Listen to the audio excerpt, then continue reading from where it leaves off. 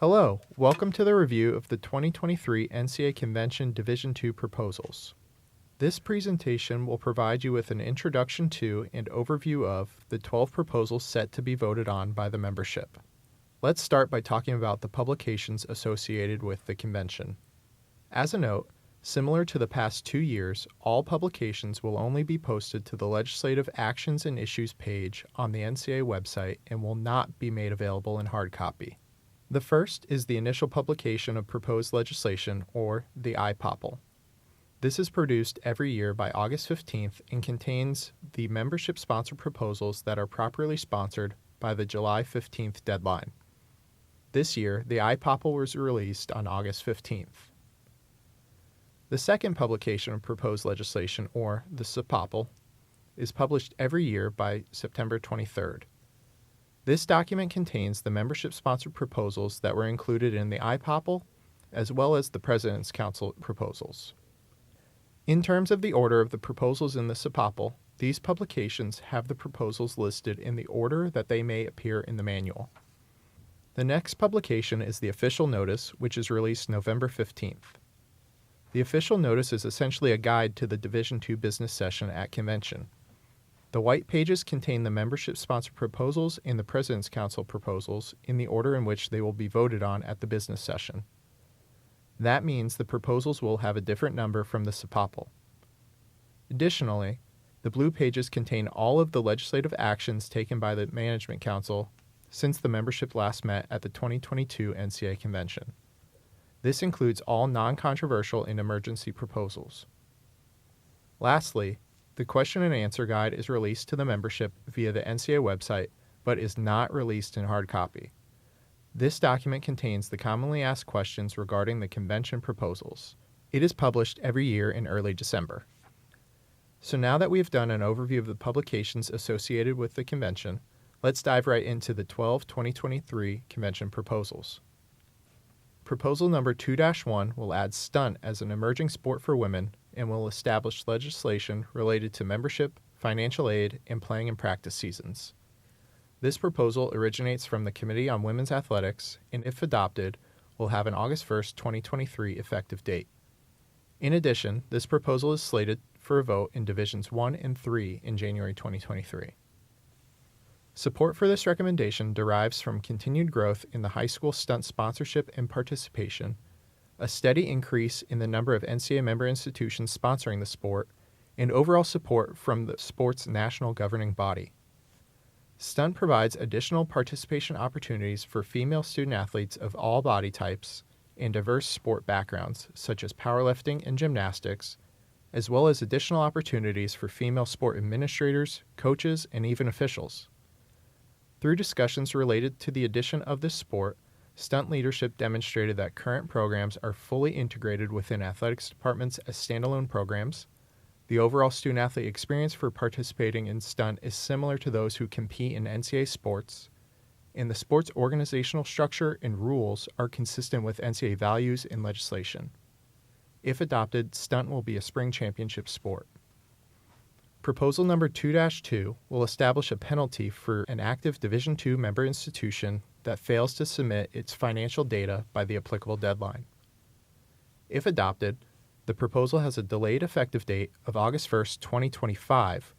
This delayed effective date will provide the membership with sufficient time to adapt to the new legislative requirement and to allow for implementation of the penalty for institutional failures to submit the data. Article 2D1C of the new NCAA Constitution requires institutions to submit data annually to the Division and the NCAA outlining operating revenues, expenses, and capital relating to their intercollegiate athletics programs. The Division II Membership Committee agreed that Division II institutions shall submit their athletics financial data via the NCAA Member Financial Reporting System, or MFRS, to satisfy the annual requirement. Currently, MFRS is used by 95% of Division II institutions. The division will continue to benefit from this data collection method, and the data will be made available for review by Division II schools and conferences through the Institutional Performance Program. An institution that fails to submit the data by the deadline shall forfeit Division II institutional equal distribution funds in the following academic year. Currently, institutions must annually submit their financial data by January 15th. That deadline will not change with this proposal. Proposal 2-3 will eliminate the Institutional Self-Study Guide. This is a proposal that originated through the work of the Division II Implementation Committee. If adopted, this proposal will have an August 1, 2023 effective date. Under current legislation, Division II institutions are required to conduct a comprehensive self-study and evaluation of their intercollegiate athletics programs at least once every 5 years using the ISSG. In April, the Division II Management Council approved pausing the completion of the ISSG for active member institutions for the 2021-22 reporting year and thereafter. Therefore, active member schools are currently not required to complete the ISSG.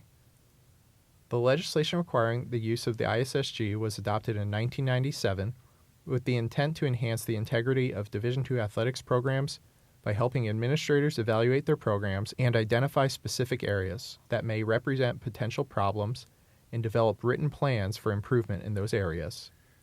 Given the likely restructuring of Division II rules and policies and following the adoption of the new NCAA Constitution, it was determined that the ISSG is no longer the right tool to conduct such evaluations. Division II Membership Committee will consider the development of a new tool or process that aligns more closely with the revamped Division II bylaws and policies. Proposal number 2-4 came about through the work of the Division II Implementation Committee and will amend the Division II organizational structure in a few ways. First, it will rename the President's Council as the Executive Board and will amend the board's composition, term of office, duties of the chair and vice chair, and establish additional duties for the board to perform. Second, it will amend the composition and duties and responsibilities of the Management Council. Third, it will amend the composition of the Administrative Committee. And finally, it will rename the Planning and Finance Committee as the Strategic Planning and Finance Committee and will amend the composition and duties performed by the committee. If adopted, all amendments related to the Division II President's Council and Planning and Finance Committee will be effective February 1, 2024, while all amendments related to Division II Management Council and Administrative Committee will be effective August 1, 2023. The next few slides will provide overviews of the proposed composition of the impacted councils and committees. Here, you will see the proposed composition of the Division II Executive Board if the proposal is adopted. The board will consist of 8 presidents or chancellors based on Division II Championships regions, 1 at-large president or chancellor to enhance diversity on the board, 2 independent members who are not salaried by an NCAA member institution, conference, or affiliated member and shall be approved, appointed, and verified as independent by the Executive Board, 2 student athletes, 1 representing male sports and 1 representing female sports, serving on and chosen by the Division II National SAC. These student athletes will serve a 1-year renewable term for 1 additional year. And the final member of the board would be the Management Council Chair as an ex officio, non-voting member. This is the proposed composition of the Division II Management Council. The council will consist of 1 member from all voting multi-sport Division II conferences, 4 at-large members to enhance diversity on the council, and 2 SAC members, 1 representing male sports and 1 representing female sports, serving on and chosen by the Division II National SAC. Making up these positions on the council shall be at least 5 directors of athletics, 5 senior women administrators, 5 faculty athletics representatives, and 2 conference office staff members. Once these minimums are met, the council may include individuals working in athletics administration and individuals that supervise athletics, including but not limited to a vice president, athletic trainer, assistant associate deputy director of athletics, or other individuals involved in the administration of athletics. Next, here you will see the proposed composition of the Division II Administrative Committee. The committee will consist of the following individuals: the chair and vice chair of the Division II President's Council or Executive Board, the chair and vice chair of the Division II Management Council, and the chair of Division II National SAC. Finally, you will see the proposed composition of the Division II Strategic Planning and Finance Committee. The committee will consist of the following: 11 voting members, with at least one member from a minority-serving institution, one President's Council or Executive Board member who serves as the Council's or Board's Vice Chair, two Management Council members, including the Vice Chair, one Commissioner, one SAC member, and 6 additional members. As previously noted, this change came about through the work of the Division II Implementation Committee. The Implementation Committee developed this proposal during its review of current legislation and policy to determine alignment with principles in the NCAA Constitution adopted at the 2022 NCAA Convention. This proposal addresses and accomplishes many key themes. It amplifies student-athlete representation within the Division II governance structure, transitions the President's Council to a smaller and more nimble executive board, provides Division II conferences with more frequent representation on the executive board by basing the composition on championships regions and reducing the terms of service. It ensures that all Division II conferences are represented on the Management Council, and it assigns the Management Council with more responsibility and decision-making authority related to the day-to-day operations of Division II. Further, the delayed effective date of February 1, 2024 for sections related to the Division II President's Council or Executive Board will allow current council members to complete their service through the full 2023 legislative cycle, which concludes at the 2024 NCAA Convention. Additionally, the delayed effective date of February 1, 2024 for the section related to the Division II Planning and Finance Committee will permit current committee members to participate through the entire committee meeting cycle of April, August, September, and December 2023. Proposal number 2-5 was also recommended for sponsorship by the Division II Implementation Committee. This proposal amends the Division II legislative process in a few different ways, as it eliminates some of the legislative publications and pushes back the publication date of the official notice leading up to the annual NCAA Convention. Specifically, this proposal eliminates the initial publication of proposed legislation, or IPOPL, which is currently released on August 15th each year, and also eliminates the second publication of proposed legislation, or SUPOPL, which is annually released on September 23rd. The IPOPL contains all membership-sponsored proposals, and the SUPOPL includes all governance-sponsored and membership-sponsored proposals. The Implementation Committee agreed that there are other ways to provide this information to the membership rather than through the legislated publication. If the proposal is adopted, the National Office staff will provide a PDF of all legislative proposals for the following convention in early fall each year, accompanied by a video voiceover explaining the legislative proposals. Finally, the proposal will require that the official notice, the sole remaining publication within the Division II legislative process, be released each year to the membership not later than December 10th. This date aligns with the timing of the release of the question and answer document related to the proposals. If adopted, the effective date of the new legislative process will be August 1, 2023 for proposals submitted for the 2024 NCAA Convention. Here, you will see the proposed legislative process timeline if proposal number 2-5 is adopted. July 15th will remain as the deadline for submission of proposals by the Division II membership. September 1st will remain as the deadline for the Division II President's Council or Executive Board to sponsor legislation. September 15th will serve as the modification period for membership-sponsored proposals. October 7th will be maintained as the deadline by which Division II committees must review the membership-sponsored proposals, and the publication of the official notice must occur not later than December 10th. Overall, this proposal streamlines and simplifies the Division II legislative process. It eliminates the production of the IPOPL and SUPOPL based on technological advances to provide the Division II membership with notification about proposed legislative changes prior to the publication of the official notice. The official notice's publication date being changed to a required release not later than December 10th will result in a unified communication of educational materials for the NCAA Convention. Educational materials such as a PDF of all proposals and a voiceover educational video will be made available in the early fall. Finally, the question and answer guide will be made available to the membership when the official notice is published. Proposal number 2-6 amends the legislation surrounding agents. This proposal was also developed through the work of the Division II Implementation Committee. If adopted, this proposal has an August 1, 2023 effective date.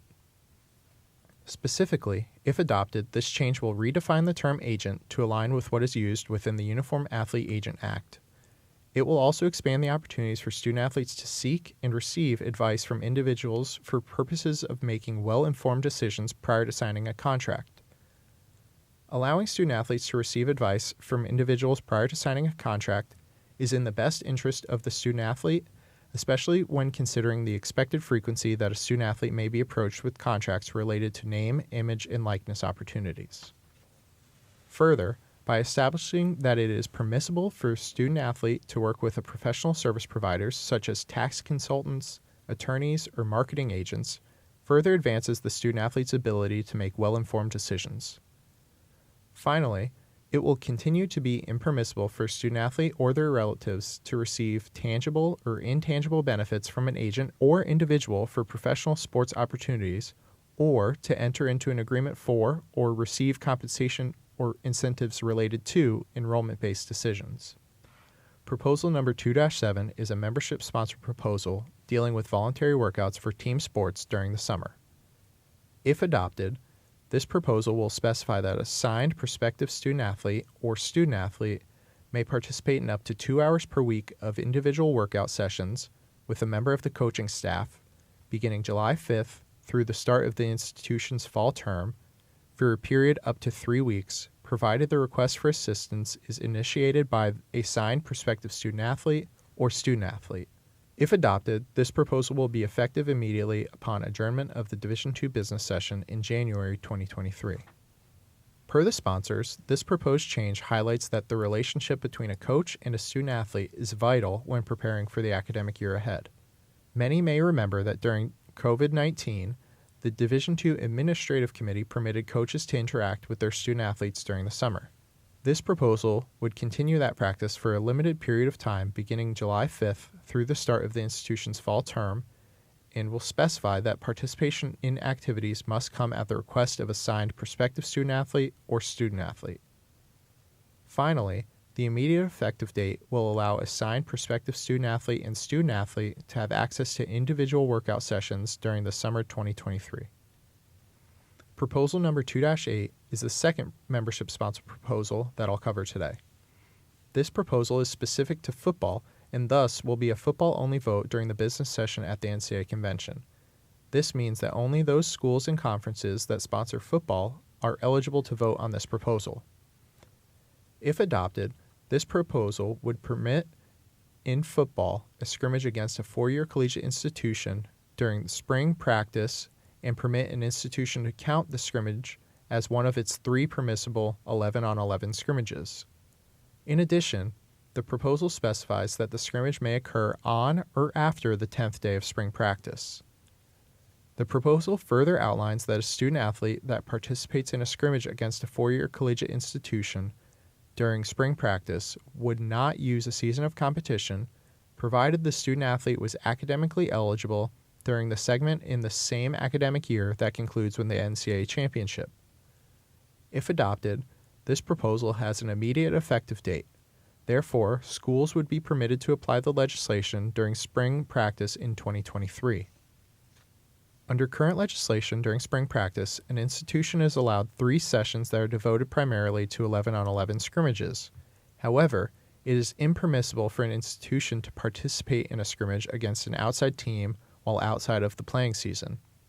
The sponsors note that by allowing a Division II institution in football to participate in a scrimmage against another four-year collegiate institution outside of the playing season will improve the development and retention of football student-athletes by providing them with a competitive opportunity against another team. In addition, it was noted by the sponsors that by not allowing the scrimmage until after the 9th day of spring practice allows for the appropriate acclimatization of football student-athletes to contact activities in the spring practice period. Further, allowing such participation to not count as a season of competition will align football with other fall sports that are permitted to participate during the non-championship segment and not use a season of competition. This proposal's immediate effective date will allow Division II institutions to take advantage of the legislative change for the 2023 spring term. Proposal number 2-9 is the third proposal submitted by the membership for the 2023 NCAA Convention. This proposal is also specific to football and will be a football-only vote during the Division II business session.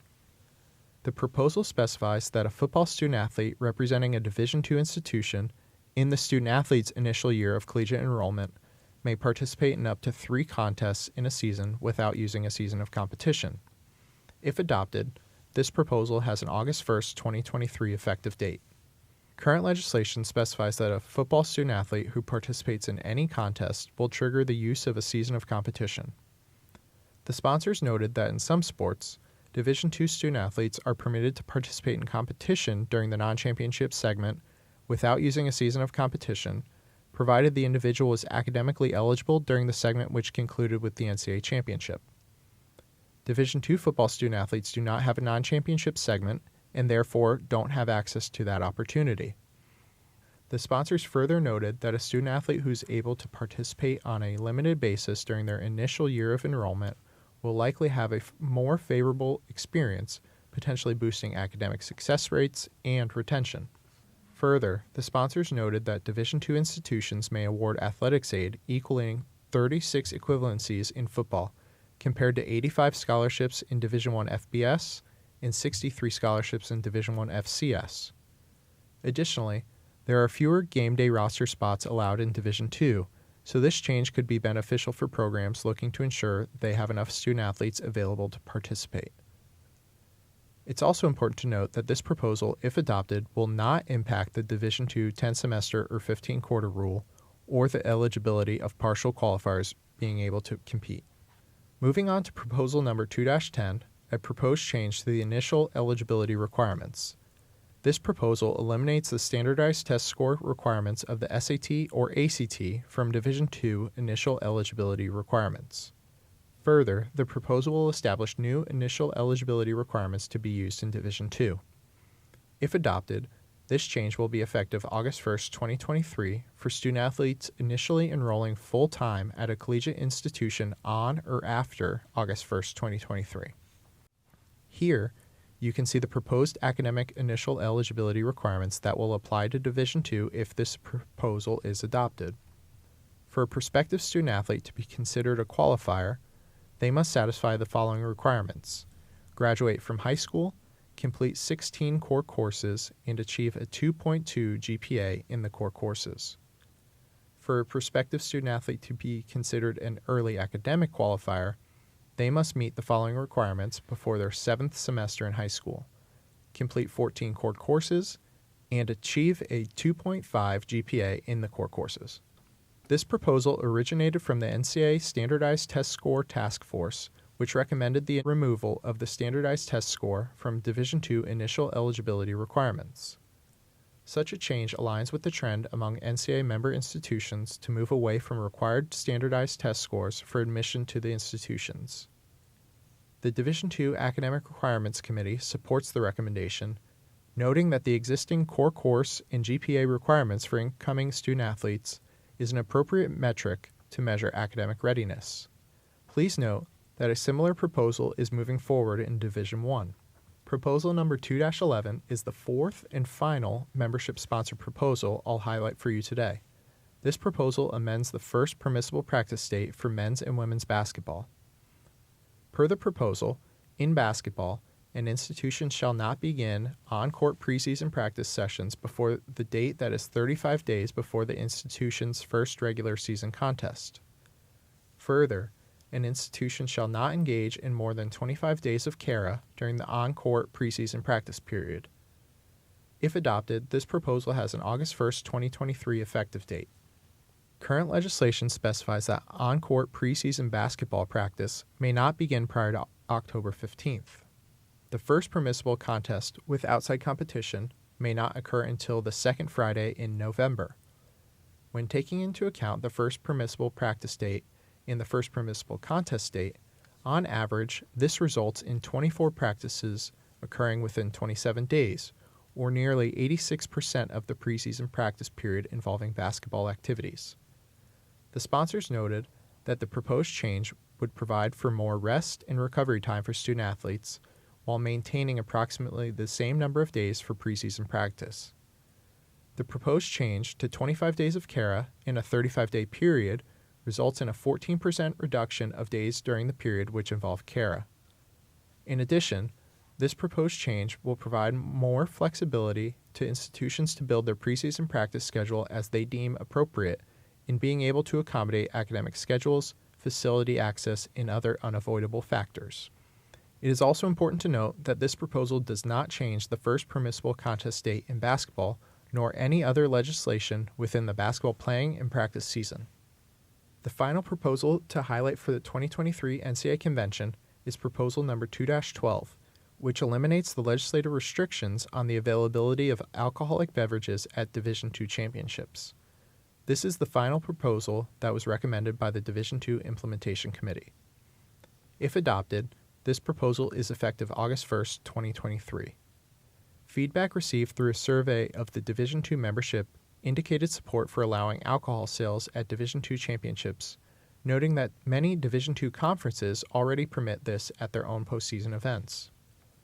The support for such a change came about through feedback which cited this as a normalized practice at sporting events, one in which fans have grown accustomed to. If adopted, this change will allow for the sale of alcohol at all Division II championship round venues, including finals sites.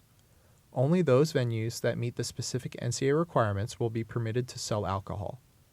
The requirements that must be satisfied include the venue having a written policy in place for, and be actively engaged in, the sale of alcohol, and be properly licensed by the local and state authorities to carry on such operations, and signing indemnity and insurance agreements prior to the event. Well, there you have it. That concludes the overview of the 12 Division II proposals that are slated for a vote during the 2023 NCAA Convention in January. Please be on the lookout for the 2023 NCAA Convention Division II Legislative Proposals Question and Answer Guide, which will be released in early December of this year, to assist with any questions you may have. See you in San Antonio.